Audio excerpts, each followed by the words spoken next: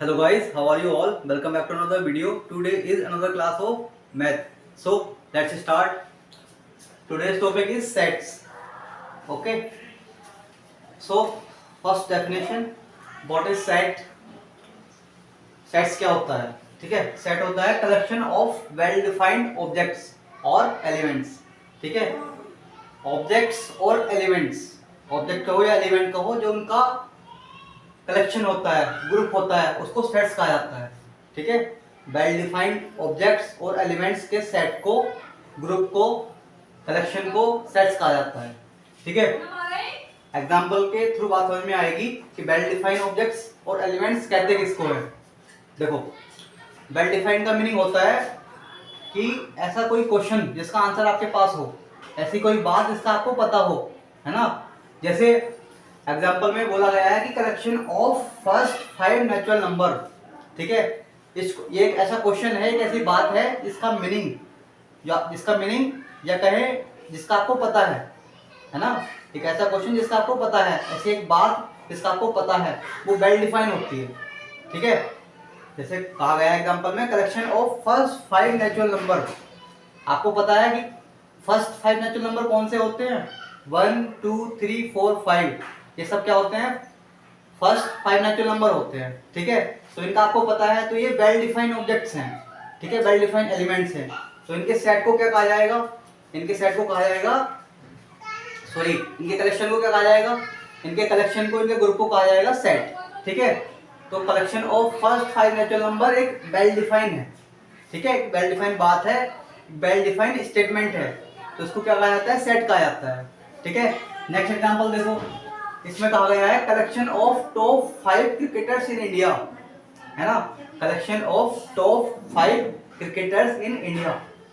अब एक बात यहाँ पर सोचने वाली है कि किस बेसिस पे आप बताओगे कि टॉप 5 क्रिकेटर इंडिया के ये हैं, है ना. किसी भी अगर 5 क्रिकेटर के आप नेम लोगे इंडिया के, तो आप किस आधार पे, किस बेसिस पे ये बताओगे कि वो टॉप 5 हैं. यहाँ कोई कंडीशन नहीं है, तो आप इसको बता नहीं सकते हो, है ना. एक ऐसा क्वेश्चन हुआ ये जिसका आंसर आपके पास नहीं है, एक ऐसी बात जिसको आप डिफाइन नहीं कर सकते, तो ये नॉट वेल डिफाइन है ना. नॉट वेल डिफाइन है, तो ये एक सेट नहीं होगा. वेल डिफाइन जो बात होती है, वेल डिफाइन जो स्टेटमेंट होते हैं, वही सेट होते हैं. जो वेल डिफाइन स्टेटमेंट नहीं है ना, जो वेल डिफाइन स्टेटमेंट नहीं है, वो सेट में नहीं होते हैं. जैसे कहा जाए कि collection of most talented teachers, है ना, ये भी वेल डिफाइन नहीं होगा. या collection of most handsome teachers, ये भी सेट नहीं होगा. ठीक है. वेल डिफाइन नहीं होगा तो सेट भी नहीं होगा. वेल डिफाइन क्यों नहीं होगा? क्योंकि अगर हैंडसम की बात कर रहे हैं या टैलेंटेड की बात कर रहे हैं, तो किस बेसिस पे कह रहे हो आप? टॉप 5 टीचर अगर आप पूछ रहे हो कि मोस्ट हैंडसम या मोस्ट टैलेंटेड 5 टीचर बताओ आप, तो किस बेसिस पे बताओगे? तो ये वेल डिफाइन नहीं है ना. कोई भी चीज अगर वेल डिफाइन है तो वो सेट होती है, अगर वेल डिफाइन नहीं है तो सेट नहीं होती है. ठीक है. अब रिप्रेजेंटेशन ऑफ सेट्स क्या होता है? सेट्स को रिप्रेजेंट करने का तरीका होता है, मेथड होता है. काफी सारे मेथड होते हैं सेट को रिप्रेजेंट करने के. उनमें से अगर जैसे क्वेश्चन ये पूछा जाता है कि collection of first 5 natural number एक सेट होता है. ठीक है. तो उसको रिप्रेजेंट किस तरीके से करोगे आप, है ना. तो वो फॉर्म होती है कुछ, वो देखनी है. सबसे पहली फॉर्म होती है रोस्टर फॉर्म और टेबुलर फॉर्म, है ना. सेट्स को रिप्रेजेंट करने के लिए एक फॉर्म होती है टेबुलर फॉर्म और रोस्टर फॉर्म, जिसमें सेट को रिप्रेजेंट किया जाता है. ठीक है. तो ये क्या होती है देखते हैं. सबसे पहली बात आपको ये ध्यान रखनी है कि सेट, है ना, सेट जो होता है, सेट को कैपिटल लेटर से डिनोट करते हैं. चाहे कैपिटल लेटर आप कोई भी ले सकते हो, ABCD to Z, कोई भी कैपिटल लेटर ले सकते हो, लेकिन सेट को रिप्रेजेंट किया जाता है कैपिटल लेटर से. ठीक है. अब देखो स्ट्रक्चर क्या होती है. स्ट्रक्चर इस टाइप में होती है. जो सेट के जो एलिमेंट होते हैं ना, जैसे यहाँ पर फर्स्ट 5 नेचुरल नंबर की बात की गई थी, तो इसके सेट के एलिमेंट क्या हुए? 1 2 3 4 5, यानी कि जो आंसर होता है वही एलिमेंट होता है. एग्जाम्पल में फर्स्ट 5 नेचुरल नंबर पूछे गए थे, तो फर्स्ट 5 नेचुरल नंबर होते हैं 1 2 3 4 5. ठीक है. तो ये सेट के एलिमेंट होते हैं, तो इन एलिमेंट को कर्ली ब्रैकेट के अंदर बंद किया जाता है. ठीक है. इन एलिमेंट को कर्ली ब्रैकेट, इनको बोलते हैं कर्ली ब्रैकेट, तो इनके अंदर बंद किया जाता है। सेट को रिप्रेजेंट करने का ये क्या होता है, स्ट्रक्चर होती है। सेट को रिप्रेजेंट करने की स्ट्रक्चर होती है ये। अब क्वेश्चन किस तरीके से पूछा जाएगा, देखो क्वेश्चन इस टाइप से आता है, collection of collection of positive even number less than 10, यानी कि 10 से छोटे, 10 से कम आपको इवन नंबर बताने हैं, पॉजिटिव इवन नंबर का सेट रिप्रेजेंट करना है रोस्टर फॉर्म में और टेबुलर फॉर्म में। ठीक है, अभी इसी फॉर्म की बात कर रहे हैं हम, तो टेबुलर फॉर्म या रोस्टर फॉर्म में हम इस एग्जांपल को कन्वर्ट करके दिखाएंगे। जैसे कि इस एग्जांपल को भी हम रोस्टर फॉर्म में, टेबुलर फॉर्म में कन्वर्ट कर सकते हैं। ठीक है, ये इस टाइप से होगा जो कि मैंने एग्जांपल में स्ट्रक्चर में बताया है आपको। इसको देखते हैं। ठीक है, अब less than 10 even positive number कौन कौन से होते हैं, 2 होता है, 4 होता है, 6 होता है और 8 होता है। 10 तो आएगा नहीं क्योंकि 10 से लेस देन लेने हैं हमें, तो 2 आएगा, 4 आएगा, 6 आएगा और 8 आएगा। तो कुछ नहीं करना है, कोई सेट भी मान लेना है, कोई भी सेट मान सकते हो आप, है ना। सेट का नेम कोई भी ले सकते हो आप, कोई भी कैपिटल लेटर ले सकते हो। तो हमने यहाँ माना b इक्वल्स टू, और जितने भी एलिमेंट आते हैं हमारे, है ना, जितने भी आंसर आते हैं उनको सब हम, उन सभी को हम कर्ली ब्रैकेट के अंदर बंद कर देते हैं। ठीक है, कर्ली ब्रैकेट के अंदर क्लोज कर देंगे, कर्ली ब्रैकेट से क्लोज कर देंगे उन एलिमेंट्स को। ओके, और देखो ये तो रोस्टर फॉर्म हो गई, आगे और भी फॉर्म है इसकी, सेट की। सब में आपको दो बातें नोट करनी है ना, दो बातें ध्यान रखनी है। वो ये है कि एक तो ये फर्स्ट ये है कि रिपीटिशन ऑफ ऑब्जेक्ट्स और elements does not allow in roster form. ठीक है, ऑब्जेक्ट्स बोलो या एलिमेंट्स बोलो, बात एक ही होती है। ठीक है, तो जो भी सेट्स के अंदर एलिमेंट होते हैं, सेट के अंदर जो भी एलिमेंट होते हैं, जैसे यहाँ पर 2 4 6 8 है, तो रिपीटिशन अलाउ नहीं है। ठीक है, रिपीटिशन अलाउ नहीं है, इसका मतलब ये है कि आप 2 को सेकंड टाइम नहीं लिख सकते, है ना। 2 एक ही बार आएगा, 4 एक ही बार आएगा, 6 एक ही बार आएगा। सेम एलिमेंट दोबारा रिपीट नहीं होता है। ठीक है, सेम एलिमेंट दोबारा रिपीट नहीं होता है रोस्टर फॉर्म में। और सेकंड बात याद रखना कि order of elements does not matter, यानी कि रोस्टर फॉर्म में ऑर्डर एलिमेंट्स का मैटर नहीं करता है। यानी कि यहाँ पर जो 2 4 6 8 आया है आंसर, आप उसको इस टाइप से भी लिख सकते थे, किस टाइप से, 8 4 6 और 2, इस टाइप से भी लिख सकते थे। यहाँ पर ऑर्डर मैटर नहीं करता है। 8 को आप आगे भी लेके जा सकते हो, बीच में भी लेके जा सकते हो, किसी को भी कहीं पर भी बैठा सकते हो। कहने का मीनिंग ये है, कहने का तात्पर्य ये है कि आप किसी भी एलिमेंट को कहीं पर भी बैठा सकते हो। ठीक है, यहाँ पर ऑर्डर मैटर नहीं करता है और रिपीटिशन अलाउ नहीं है। ठीक है, दो बातें ध्यान रखनी है हर किसी फॉर्म के लिए, सेट की। ओके, नेक्स्ट फॉर्म जो है इसकी नेक्स्ट स्लाइड में देखते हैं।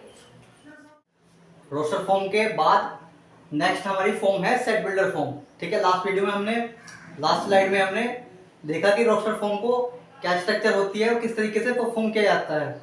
ठीक है, ऐसे ही हम सेट बिल्डर फॉर्म देखने वाले हैं। ठीक है, सबसे पहले एक पॉइंट याद रखना है आपको सेट बिल्डर फॉर्म से रिलेटेड, वो ये है कि elements are not directly visible. जैसा कि रोस्टर फॉर्म में होता था ना, वहाँ पर सेट ए था, सेट बी था, सेट ए के अंदर 1 2 3 4 5 शो था और सेट बी के अंदर 2 4 6 8 था, है ना, जो डायरेक्टली विजिबल थे वो। लेकिन यहाँ पर जो एलिमेंट्स होते हैं वो डायरेक्टली विजिबल नहीं होते हैं। ठीक है, ये बात आपको समझ में आएगी आगे एग्जाम्पल के थ्रू। ठीक है, फिलहाल तो ये बात नोट कर लेना कि elements are not directly visible in set builder form. Okay, अब स्ट्रक्चर की बात करते हैं, इसकी स्ट्रक्चर क्या होती है। यहाँ पर स्ट्रक्चर क्या होती है सेट बिल्डर फॉर्म की, बहुत ही सिंपल है, इतनी हार्ड नहीं है। देखो कोई सेट होगा, यहाँ पर सेट ए, सेट बी, कुछ कोई भी सेट हो सकता है। ठीक है, यहाँ पर कोई सेट होगा और इक्वल्स टू में किस टाइप से होती है स्ट्रक्चर, यहाँ पर स्ट्रक्चर जैसा कि रोस्टर फॉर्म में थी वैसे यहाँ पर कर्ली ब्रैकेट के अंदर होती है। ठीक है, रोस्टर फॉर्म में भी स्ट्रक्चर रोस्टर फॉर्म की जो स्ट्रक्चर थी, ठीक है, वो भी कर्ली ब्रैकेट में थी और यहाँ पर सेट बिल्डर फॉर्म की स्ट्रक्चर भी कर्ली ब्रैकेट के अंदर होती है। ठीक है, वहाँ पर कर्ली ब्रैकेट के अंदर एलिमेंट्स होते हैं रोस्टर फॉर्म में कर्ली ब्रैकेट के अंदर एलिमेंट्स होते हैं, लेकिन यहाँ पर कर्ली ब्रैकेट के अंदर एक लैंग्वेज होती है। ठीक है, उसको जिसको डिकोड करना होता है हमें। ठीक है, एक कोड होता है अंदर, उसको डिकोड करना होता है, इस टाइप से समझ सकते हो आप। अभी क्लियर हो जाएगी बात, जब एग्जांपल देखेंगे तब क्लियर हो जाएगी ये बात। देखो स्ट्रक्चर किस टाइप से होती है, यहाँ पर स्टार्टिंग में कर्ली ब्रैकेट के अंदर स्टार्टिंग में कोई एक वेरिएबल होता है। ठीक है, वेरिएबल के आगे 2 पॉइंट लगे होते हैं जिनको सच दैट बोलते हैं। ये सच दैट का साइन है, वेरिएबल के आगे सच दैट का साइन लगा होता है और आगे कुछ प्रॉपर्टीज गिवन होती हैं, ठीक है, प्रॉपर्टीज गिवन होती है जिनको एक्स फॉलो करेगा, ठीक है, आगे कोई जो भी प्रॉपर्टीज होंगी उनको एक्स फॉलो करेगा, यानी कि वो प्रॉपर्टीज एक्स के बारे में कोई बात होगी, वो प्रॉपर्टीज एक्स के बारे में कोई बात होगी, एक्स के बारे में कुछ ना कुछ बोला गया होगा, कंडीशन दी गई होगी एक्स के बारे में कि एक्स इवन नंबर है, ऑड नंबर है, लेस देन 3 है, लेस देन 5 है, क्या है, नेचुरल नंबर है, क्या है ना। तो एक्स के आगे प्रॉपर्टीज दी गई होती है जिन्हें एक्स फॉलो करता है, ठीक है। यहाँ पर लिखा हुआ भी है प्रॉपर्टीज फॉलोड बाय एक्स, ठीक है। दोबारा बता रहा हूं मैं, स्टार्टिंग में कर्ली ब्रैकेट होती है, ठीक है, कर्ली ब्रैकेट के अंदर स्टार्टिंग में वेरिएबल होता है, वेरिएबल से आगे सच दैट का साइन होता है और आगे कुछ प्रॉपर्टीज गिवन होती है जो कि कॉमा से सेपरेट रहती है, ठीक है, और लास्ट में कर्ली ब्रैकेट बंद हो जाती है। कर्ली ब्रैकेट के अंदर, दोनों कर्ली ब्रैकेट्स के अंदर स्टार्टिंग में वेरिएबल होगा, फिर सच दैट का साइन होगा और आगे कॉमा से कुछ प्रॉपर्टीज दी गई होंगी आपको, ठीक है, जिनको फॉलो करेगा एक्स के बारे में कोई बात कही होगी आगे प्रॉपर्टीज में, ठीक है। और यहाँ जो एक्स होता है ना, रोस्टर फॉर्म के सारे एलिमेंट्स को रिप्रेजेंट कर रहा है। यहाँ पर जो एक्स होता है वेरिएबल होता है, यहाँ पर जो भी वेरिएबल होगा वो रोस्टर फॉर्म के सारे एलिमेंट्स को रिप्रेजेंट करेगा, ठीक है। अब रोस्टर फॉर्म कहाँ से आ गई है वो एग्जांपल में क्लियर हो जाएगी बात आपको। देखो अब एग्जांपल पे आते हैं। एग्जांपल में कहा है कोई सेट ए है जो कि किस फॉर्म में है, सेट बिल्डर फॉर्म में है। ये सेट दिया गया है सेट बिल्डर फॉर्म में और आगे बताया गया है अंदर, ठीक है। उससे पहले एक बात याद रखना, वो ये है कि हमें जनरली रोस्टर फॉर्म नहीं दी गई होती है। हमें जनरली क्या दिया गया होता है, एग्जाम में क्वेश्चन में हमें सेट बिल्डर फॉर्म दी गई होती है, ठीक है, उसको हमें कन्वर्ट करना होता है रोस्टर फॉर्म में, ठीक है। जनरली हमें सेट बिल्डर फॉर्म दी गई होती है, रोस्टर फॉर्म में कन्वर्ट करके तब हम क्वेश्चन को सोल्व करते हैं, ठीक है। तो आपको इतनी इंपॉर्टेंट ये नहीं है सेट बिल्डर फॉर्म इतनी इंपॉर्टेंट नहीं है आपके लिए जितनी कि रोस्टर फॉर्म इंपॉर्टेंट है आपके लिए। तो सेट बिल्डर फॉर्म में दिया गया होगा क्वेश्चन, उसको आपको डिकोड करना है, रोस्टर फॉर्म में लिखना है, उसके बाद क्वेश्चन को सोल्व करना है, ठीक है। अब एग्जांपल में क्या कहा गया है, कोई सेट ए है और कर्ली ब्रैकेट के अंदर बात बताई गई है कि x such that x is a whole number और x लेस देन 3। x एक वेरिएबल है, सच दैट कैसा, प्रॉपर्टीज दी गई हैं आगे, दो प्रॉपर्टीज हैं, तो x होल नंबर है और सेकंड प्रॉपर्टी है x लेस देन 3 है। तो मैं आया क्वेश्चन में कहा गया है कोई सेट A है जिसके अंदर x वेरिएबल है, x वेरिएबल भी कैसा है, दो प्रॉपर्टीज दी गई हैं, x होल नंबर है और x लेस देन 3 है, ठीक है। इसको आपको कन्वर्ट करना है रोस्टर फॉर्म में।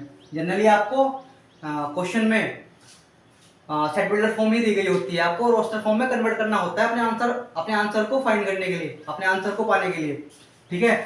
तो यहाँ पर क्या करना है आपको, यहाँ पर सेट ए आएगा, रोस्टर फॉर्म में कन्वर्ट करना है। रोस्टर फॉर्म में कन्वर्ट करना हमने लास्ट वीडियो में भी सीखा था, लास्ट स्लाइड में सीखा था। तो यहाँ पर सेट ए आएगा, यहाँ तो कोई भी नाम हो सकता है, इतना यहाँ पर फोकस करने की जरूरत ही नहीं है, ठीक है। यहाँ पर कोई भी सेट का नेम हो सकता है, ए बी सी डी, जो यहाँ पर होगा वो सेम यहाँ पर आएगा, ठीक है, क्योंकि हम इसकी ही रोस्टर फॉर्म लिख रहे हैं ना। तो यहाँ पर सेट आएगा, उसके बाद आपको पता है कर्ली ब्रैकेट के अंदर आते हैं रोस्टर फॉर्म के एलिमेंट भी, ठीक है। अब अंदर एलिमेंट किस टाइप से आएंगे, कौन से आएंगे, देखो एक्स के ऐसे एलिमेंट आएंगे जो इन दोनों प्रॉपर्टीज को फॉलो करेंगे, ठीक है। इसलिए कहा गया था ऊपर कि रोस्टर फॉर्म के सारे एलिमेंट्स को रिप्रेजेंट करता है एक्स क्या करता है, रोस्टर फॉर्म के सारे एलिमेंट्स को रिप्रेजेंट करता है। यहाँ पर ये जो वैल्यूज आई है ना, एक्स की वैल्यूज आई हैं, वो भी कैसी वैल्यूज आई हैं जो इसकी प्रॉपर्टीज को फॉलो करेंगी, ठीक है। तो एक्स जो ना रोस्टर फॉर्म के सारे एलिमेंट्स को रिप्रेजेंट करता है। समझ में आई बात, ये पॉइंट क्लियर है कि एक्स जो ना रोस्टर फॉर्म के सारे एलिमेंट्स को रिप्रेजेंट करता है। अब एक्स की वैल्यूज आएंगी कैसे हैं, तो कुछ नहीं करना है, जो वेरिएबल होगा ना हमारा, तो उसके आगे जो प्रॉपर्टीज होंगी वही सेटिस्फाई करनी है यहाँ पे, ठीक है, उन पे ही ऑपरेशन परफॉर्म करना है, ठीक है, उनको ही डिकोड करना है। अब एक्स के बारे में कहा क्या गया है, एक्स के बारे में कहा गया है कि एक्स एक होल नंबर है। होल नंबर कहाँ से स्टार्ट होते हैं, 0 प्लस नेचुरल नंबर के सेट को होल नंबर कहा जाता है। तो यहाँ पर जितने भी एक्स आएंगे वो 0 से लेकर के लास्ट तक यानी कि इनफाइनाइट तक होंगे सारे के सारे, क्योंकि होल नंबर 0 से स्टार्ट होते हैं। तो 0 से लेकर के लास्ट तक इनफाइनाइट तक जितने भी नंबर आते हैं वो सारे इस सेट के अंदर आएंगे। लेकिन यहाँ पर गिवन कंडीशन क्या है, यहाँ पर सेकंड कंडीशन ये है, ये भी कहा गया है कि x लेस देन 3 है, ठीक है। होल नंबर तो आएंगे, x एक होल नंबर तो है लेकिन लेस देन 3 है, यानी कि 3 से छोटे जो जितने भी होल नंबर होते हैं वो सारे यहाँ पर आएंगे हमारे साथ। वो सारे के सारे क्या होंगे, हमारे एलिमेंट होंगे, हमारी वैल्यूज होंगी। हमारे आंसर होंगे। ठीक है, सेट ए के अंदर यहाँ पर क्या क्या आएगा, 0 आएगा, 1 आएगा और 2 आएगा। क्यों? क्योंकि लेस देन 3 केवल 0 1 2 ही होते हैं। ठीक है, लेस देन 3 होल नंबर केवल 0 1 2 ही होते हैं। 3 आएगा नहीं, क्योंकि लेस देन 3 लेना है हमें। तो यहाँ पर 0 आएगा, 1 आएगा और 2 आएगा, लेस देन 3 लेना था। ठीक है, तो ये हमारा आंसर हो जाता है। ये है हमारे इस सेट बिल्डर फॉर्म की रोस्टर फॉर्म। ओके, इस तरीके से कन्वर्ट किया जाता है रोस्टर फॉर्म को, सॉरी सेट बिल्डर फॉर्म को रोस्टर फॉर्म में। और एक बात और कही थी मैंने कि जो x होता है, वेरिएबल होता है यहाँ पर, वो x जो वेरिएबल होता है ना, वो प्रॉपर्टीज को फॉलो करता है। ठीक है, जो भी वेरिएबल होता है वो प्रॉपर्टीज को फॉलो करता है। यहाँ प्रॉपर्टीज फॉलोड बाय x, जो भी प्रॉपर्टीज यहाँ पर होती हैं उनको वेरिएबल फॉलो करता है। ठीक है, प्रॉपर्टीज फॉलो हुई है या नहीं हुई है? देखो यहाँ पर हुई है, क्योंकि x यहाँ पर होल नंबर भी है और x लेस देन 3 भी है। ठीक है, ये जो प्रॉपर्टीज होती है फॉलोड बाय x, यानी कि x उन प्रॉपर्टीज को फॉलो करना ही चाहिए, तब जाके हमारी रोस्टर फॉर्म कन्वर्ट होती है ना, तब हमारी रोस्टर फॉर्म फाइंड होती है। x जो वेरिएबल होता है या जो प्रॉपर्टीज दी गई होती हैं उनको फॉलो करता है, तब जाके वो लैंग्वेज जो ना डिकोड होती है। x देखो यहाँ पर पहली प्रॉपर्टी थी कि x होल नंबर है, और x यहाँ पर लेस देन कहा था, तो लेस देन 3 ही है।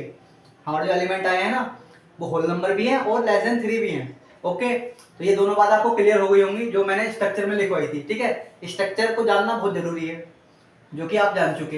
एक छोटी सी बात और ध्यान रखना सेट के रिगार्डिंग ही, वो क्या है, वो ये है कि अगर आपसे किसी सेट का कार्डिनल नंबर पूछा जाए, ऑर्डर पूछा जाए, या नंबर ऑफ एलिमेंट पूछे जाए किसी सेट के, है ना, कोई भी सेट गिवन होगा, आपको ऑर्डर पूछा जाएगा, कार्डिनल नंबर पूछे जाएंगे, या नंबर ऑफ एलिमेंट्स पूछे जाएंगे उस गिवन सेट के, उस पर्टिकुलर सेट के, तो आपको क्या करना है? कुछ नहीं करना है, बहुत सिंपल सी बात है। सबसे पहले तो ये देखना है कि रिप्रेजेंट किस तरीके से करोगे आप। अगर आपसे कार्डिनल पूछा गया है, ऑर्डर पूछा गया है, या नंबर ऑफ एलिमेंट्स पूछे गए हैं, तो आपको रिप्रेजेंट करना है स्मॉल एन से। ठीक है, स्मॉल एन से रिप्रेजेंट करते हैं और ब्रैकेट में उस सेट का नाम आता है। ठीक है, जो भी सेट गिवन होगा ना, जैसे सेट यहाँ पर ए गिवन है तो यहाँ पर ए आ जाएगा, सेट बी गिवन है तो यहाँ पर बी आ जाएगा, अगर यहाँ सेट सी गिवन है तो यहाँ पर सी आ जाएगा। तो स्मॉल एन आता है और ब्रैकेट में उस सेट का नेम आता है। जैसे कि यहाँ पर सेट ए दिया गया है जिसमें 1 2 3 4 5 6 बैठा है, तो यहाँ पर अगर आपसे ऑर्डर पूछा जाए, या कार्डिनल नंबर पूछा जाए, या नंबर ऑफ एलिमेंट्स पूछे जाए, तो यहाँ पर रिप्रेजेंट किस तरीके से करोगे आप? रिप्रेजेंट तो मैंने बताया कि स्मॉल एन आता है और ब्रैकेट में उस सेट का नेम आता है। यहाँ पर सेट का नेम है ए, तो यहाँ एन ए आ जाएगा, और ब्रैकेट में जितने भी एलिमेंट होते हैं तो वहाँ, तो वो ही हमारा आंसर हो जाता है। ठीक है, तो यहाँ पर सेट ऑफ एलिमेंट्स कहे, नंबर ऑफ एलिमेंट्स कहे, या कार्डिनल नंबर कहे, या ऑर्डर कहे, तो कितना आएगा? 6 आएगा। ठीक है, यहाँ पर कार्डिनल नंबर पूछा है आपसे, या ऑर्डर पूछा है, या नंबर ऑफ एलिमेंट्स पूछा है, तो तीनों की वैल्यू क्या आएगी? 6 आएगी। कुछ भी कहे वो, इसी तरीके से हम शो करते हैं नंबर ऑफ एलिमेंट्स को किसी भी सेट के। तो यहाँ पर एन क्या आ जाएगा? 6 आ जाएगा, क्योंकि यहाँ पर 6 बैठे थे। अगर यहाँ 7 होते तो एन की वैल्यू क्या आ जाती? 7 आ जाती। So that's all for today. We will meet again in the next video. तब तक के लिए bye bye, take care, love you all.